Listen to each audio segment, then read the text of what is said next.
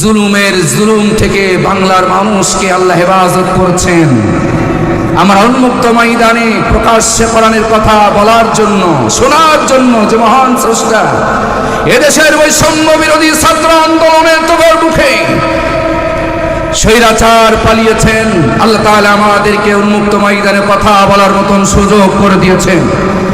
সেই মনিবের দরবারে মাথা মস্তকে সিজদা অবনত করে দিয়ে তার দেওয়া জবান দেশে মহান স্রষ্টাকে আমরা কৃতজ্ঞতা এবং ধন্যবাদ জানাই। সকল আওয়াজ দিয়ে একসাথে বলছি আলহামদুলিল্লাহ। আজকে সময় এসেছে আমাদেরকে আমল করার।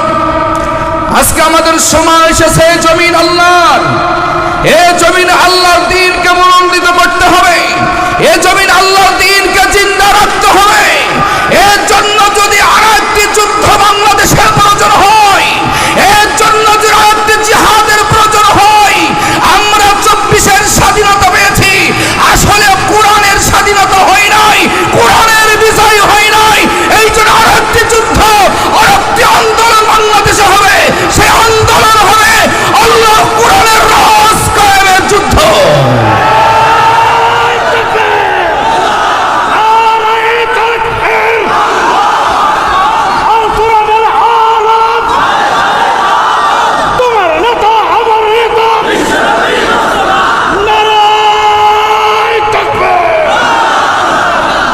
এটা আসলে প্রকৃত সেই বিজয় নয় যেই বিজয়ের কথা আল্লাহ তাআলা বলেছেন, ইন্না ফাতাহনা লাকা ফাতহাম মুবিনা। যে বিজয়ের কথা আল্লাহ বলেছেন সেই বিজয় আমাদের হয় নাই। এত আনন্দ উৎফুল্ল হলে হবে না। আমি ইসলামী আন্দোলনের কর্মীদেরকে আহ্বান করতে চাই, এ বাংলা মুসলমানদের বাংলা, এ জমিন আল্লাহর ওলিদের জমিন, এ জমিন আল্লাহর মসজিদ মাদ্রাসার জমিন। এদেশে ইসলাম থাকবে, এদেশে দাড়ি টুপিওয়ালারা থাকবে, এদেশে কোরআনের সৈনিকেরা থাকবে, এদেশে আলেম উলামা থাকবে। আলেম উলামা যদি ভালো না লাগে, নতুন করে যদি স্বৈরাচারের পথ অবলম্বন করেন, তাহলে দেশ থেকে চলে যেতে হবে। এদেশে আর দ্বিতীয় কোনো স্বৈরাচার মাথা ধরা দিয়ে উঠতে পারবে না। প্রয়োজন যদি হয়, আবার যদি জীবন দিতে হয় 2024-এর মতন, আমরা হাজারো যুবকেরা রাজি আছি। তবু বাংলার জমিনে আর কোন স্বৈরাচারের স্তর হবে না, হবে না, হবে না ইনশাআল্লাহ। আল্লাহ যেন কবুল করেন, বলেন আমিন। প্রিয় ভাইরা, আমাদেরকে গত 15.5 বছর আমাদের কণ্ঠকে চেপে ধরা হয়েছিল। আমরা কি বলতে যে কি বলবো, অনেক সময় ব্রেক কাটতে হয়েছে কথা বলতে গিয়ে। কথা বলেন ঠিক কিনা?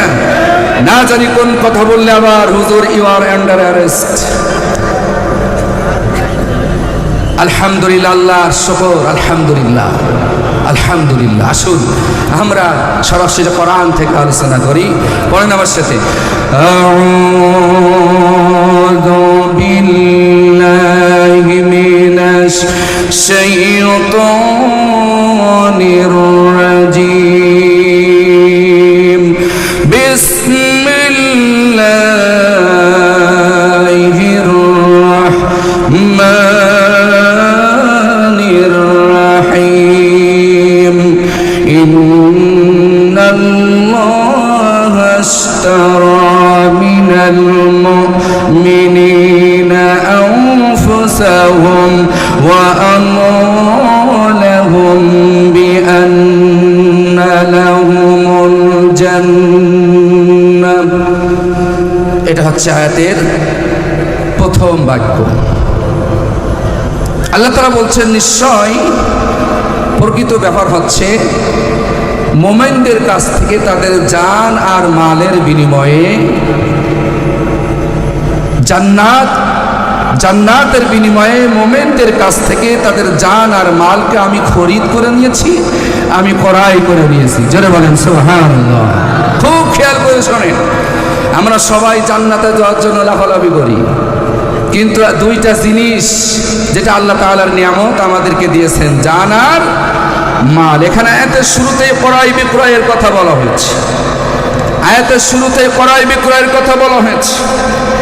এ ক্রয় বিক্রয় এমন একটি লেনদেনের কথা আল্লাহ তাআলা বলছেন, যেটা আল্লাহ তাআলা মানুষকে নিয়ামত স্বরূপ দিয়েছেন, জান এবং মাল। আল্লাহ বলছেন অবশ্যই মোমেনদের জান আর মালের বিনিময় তারা যদি এই দুইটা